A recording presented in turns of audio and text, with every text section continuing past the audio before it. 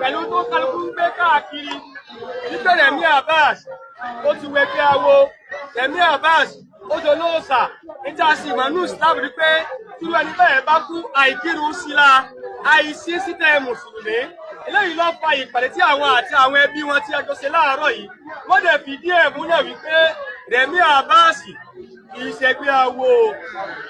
Rẹ̀mí Abbas kì í ṣolóòsà o nítorí wípé fúnra Ọlọ́run ló sọ́nà Al-Qur'an Karim wípé la tusalli ala ahadin minhum mata abadan wa la taqum ala qabrihi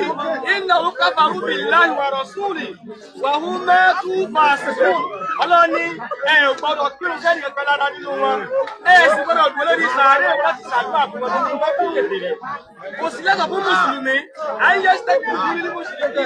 láti wá àforíjì fún ẹnikẹ́ni tó bá jẹ́ ọ̀sẹ̀ bọ́ lẹ́yìn ìgbà tó ti fi hàn sí wípé ẹni yìí ọ̀sẹ̀ bọ́ ni pípẹ́ ìrúta afẹ́ kì í afẹ́ tọrọ àforíjì fún ẹni wa tó kú ni torí ìdí eléyìí ó ń rọ ẹnì kọ̀ọ̀kan wá ẹ lọ rè é sàlùwàlà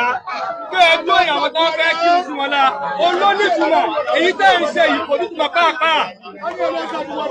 gbogbo táwọn lè máa sọ káàkiri lórí Facebook àwọn ẹbí rẹ ti wá kílẹ̀ rẹ̀ láàárọ̀ yìí lọ́dọ̀ wa ìsọkúsọ lẹ́ ń sọ kiri ẹ má sọ mọ́ ọlọ́wọ́ láàánú ẹni kọ̀ọ̀kan wa